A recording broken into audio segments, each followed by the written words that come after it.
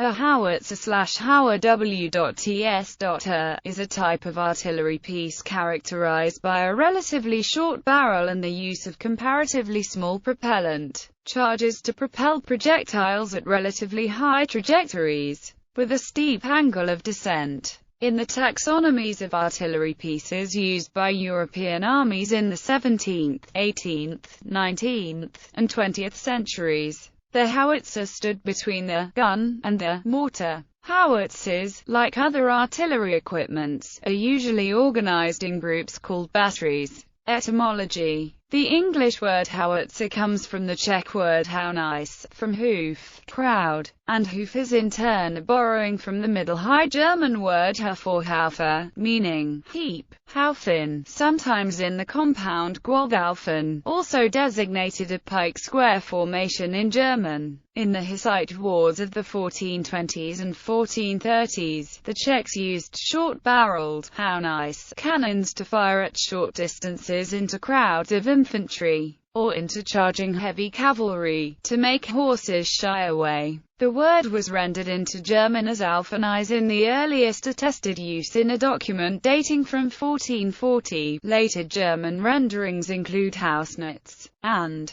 eventually Haubitzer, from which derived the Scandinavian Haubitz, Serbian Haubitzer, Finnish Haupitsi, Polish Haubitzer, Russian and Bulgarian Gaubitzer, Italian obis, Spanish obus, Portuguese obus, French obusier, and the Dutch word Howitzer, which led to the English word howitzer. Since the First World War, the word howitzer has been increasingly used to describe artillery pieces that, strictly speaking, belong to the category of gun howitzers, relatively long barrels and high muzzle velocities combined with multiple propelling charges and high maximum elevations. This is particularly true in the armed forces of the United States, where gun howitzers have been officially described as howitzers for more than 60 years. Because of this practice, the word howitzer is used in some armies as a generic term for any kind of artillery piece that is designed to attack targets using indirect fire. Most other armies in the world reserve the word howitzer for guns with barrel lengths 15 to 25 times their caliber, longer-barreled guns being cannons. The British had a further method of nomenclature. In the 18th century, they adopted projectile weight for guns, replacing the old naming system of culverin, saker, etc. that had developed in the late 15th century. Mortars had been categorized by caliber in inches in the 17th century, and this was inherited by howitzers. Current U.S. military doctrine defines howitzers as any cannon artillery capable of high-angle and low-angle fire. Guns are defined as being only capable of low-angle fire, and mortars only capable of high-angle fire. History: early modern period. The modern howitzers were invented in Sweden towards the end of the 17th century. These were characterized by a shorter trail than other field guns, meaning less stability when firing, which reduced the amount of powder that could be used. Armies using these had to rely on a greater elevation angle to achieve a given range, which gave a steeper angle of descent. Originally intended for use in siege warfare, they were particularly useful for delivering cast iron shells filled with gunpowder or incendiary materials into the interior of fortifications, in contrast to contemporary mortars, which were fired at a fixed angle and were entirely dependent on adjustments to the size of propellant charges to vary range. Howitzers could be fired at a wide variety of angles. Thus, while howitzer gunnery was more complicated than the technique of employing mortars, the howitzer was an inherently more flexible weapon that could fire its projectiles along a wide variety of trajectories, though usually fired at the relatively high angles of fire used by contemporary siege howitzers. These field howitzers were rarely defined by this capability. Rather, as the field guns of the day were usually restricted to inert projectiles, the field howitzers of the 18th century were chiefly valued for their ability to fire explosive shells. Many, for the sake of simplicity and rapidity of fire, dispensed with adjustable propellant charges. The obuse gun was an early form of howitzer in the Ottoman Empire. In 1758, the Russian Empire introduced a specific type of howitzer, with a conical chamber, called a lukorn, which remained in service for the next 100 years. In the mid-19th century, some armies attempted to simplify their artillery parks by introducing smoothbore artillery pieces that were designed to fire both explosive projectiles and cannonballs, thereby replacing both field howitzers and field guns. The longest-serving artillery piece of the 19th century was the mountain howitzer, which saw service from the war with Mexico to the Spanish-American War. In 1859, the armies of Europe began to rearm field batteries with rifled field guns. These new field pieces used cylindrical projectiles that, while smaller in caliber than the spherical shells of smoothbore field howitzers, could carry a comparable charge of gunpowder. Moreover, their greater range let them create many of the same effects that previously required the sharply curved trajectories of smoothbore field howitzers. Because of this, military authorities saw no point in obtaining rifled field howitzers to replace their smoothbore counterparts but, instead, used rifled field guns to replace both guns and howitzers. In siege warfare, the introduction of rifling had the opposite effect. In the 1860s, artillery officers discovered that rifled siege howitzers were a more efficient means of destroying walls than smoothbore siege guns or siege mortars. Thus, at the same time armies were taking howitzers of one sort out of their field batteries, they were introducing howitzers of another sort into their siege trains and fortresses. The lightest of these weapons had calibers around 150 mm and fired shells that weighed between 40 and 50 kilograms. The heaviest had calibers between 200 mm and 220 mm and fired shells that weighed about 100 kilograms. In the Russo-Turkish War of 1877 to 1878, the inability of rifled field guns to inflict significant damage on field fortifications led to a revival of interest in field howitzers. By the 1890s, a number of European armies fielded either light or heavy field howitzers, and a few, such as that of Germany, fielded both. During the 1880s, a third type of siege howitzer was added to inventories of a number of European armies, with calibers that range between 240 mm and 270 mm and shells that weighed more than 150 kilos. These soon came to be known as heavy siege howitzers. A good example of a weapon of this class is provided by the 9.45-inch weapon that the British Army purchased from the Skoda Works in 1899. Intended for use against the fortifications of Pretoria, which fell before the howitzer could be used, and subsequently deployed to China for use against the fortifications of Peking, which also fell without a siege.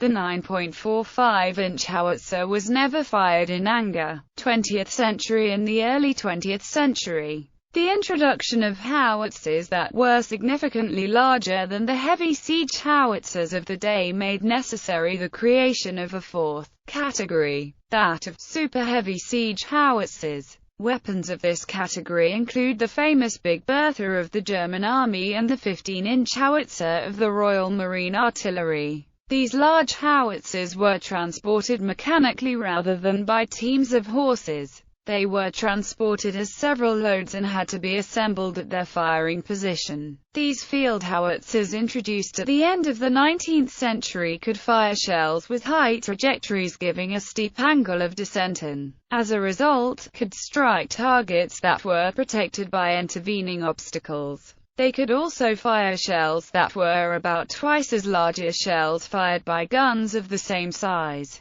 Thus, while a 75mm field gun that weighed 1 ton or so was limited to shells that weighed less than 8 kilograms, a 105mm howitzer of the same weight could fire 15-kilogram shells. This is a matter of fundamental mechanics affecting the stability and hence the weight of the carriage. However, howitzers had a shorter maximum range than the equivalent gun, as heavy field howitzers and light siege howitzers of the late 19th and early 20th centuries used ammunition of the same size and types. There was a marked tendency for the two types to merge. At first, this was largely a matter of the same basic weapon being employed on two different mountings. Later, as on-carriage recoil-absorbing systems eliminated many of the advantages that siege platforms had enjoyed over field carriages, the same combination of barrel assembly, recoil mechanism and carriage was used in both roles.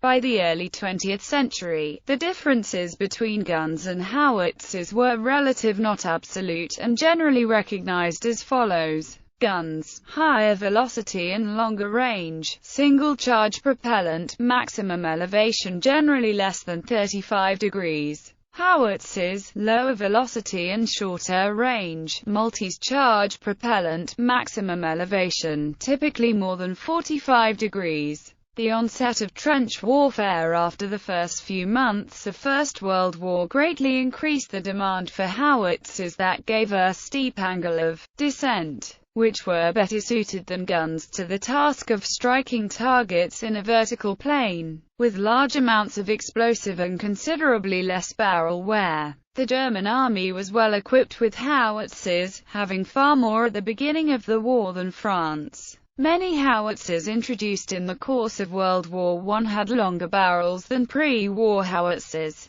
The standard German light field howitzer at the start of the war had a barrel that was 16 calibers long, but the light field howitzer adopted by the German army in 1916 had a barrel that was 22 calibers long. At the same time, new models of field gun introduced during that conflict, such as the 77mm field gun adopted by the German army in 1916, were often provided with carriages that allowed firing at comparatively high angles, and adjustable propellant cartridges. In other words, there was a marked tendency for howitzers to become more gun-like, while guns were taking on some of the attributes of howitzers. In the years after World War I, the tendency of guns and howitzers to acquire each other's characteristics led to the renaissance of the concept of the gun howitzer. This was a product of technical advances such as the French invention of auto-fretage just before World War I, which led to stronger and lighter barrels, the use of cut-off gear to control recoil length depending on firing elevation angle, and the invention of muzzle brakes to reduce recoil forces.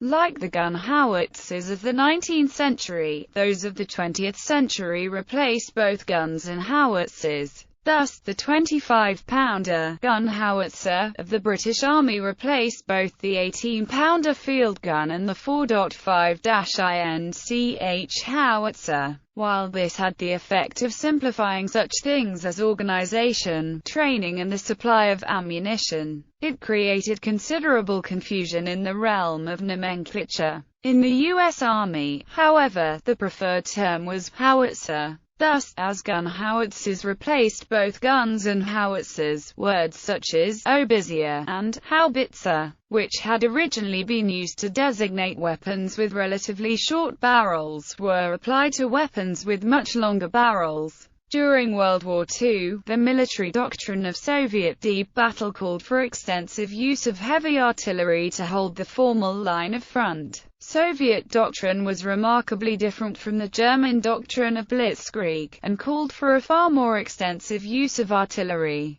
As a result, howitzers saw most of the action on Eastern Front, and most of the best howitzers of World War II period were Soviet-made, as other allies mostly relied on different types of assault for the battle. Most of the howitzers produced by the USSR at the time were not self-propelled, as the country did not have resources to spare for the construction of the engines for the self-propelled variants. Notable example of Soviet howitzers include M10, M30 and D1. As Soviet howitzers were deployed a lot more than comparable Allied or Axis guns, they often had worse paper characteristics that were deliberately sacrificed to improve operational performance and the usability of the artillery. pieces by the deployed troops. Since World War II, most of the artillery pieces adopted by land armies for attacking targets on land have combined the traditional characteristics of guns and howitzers: high muzzle velocity, long barrels, long range, multiple charges and maximum elevation angles greater than 45 degrees.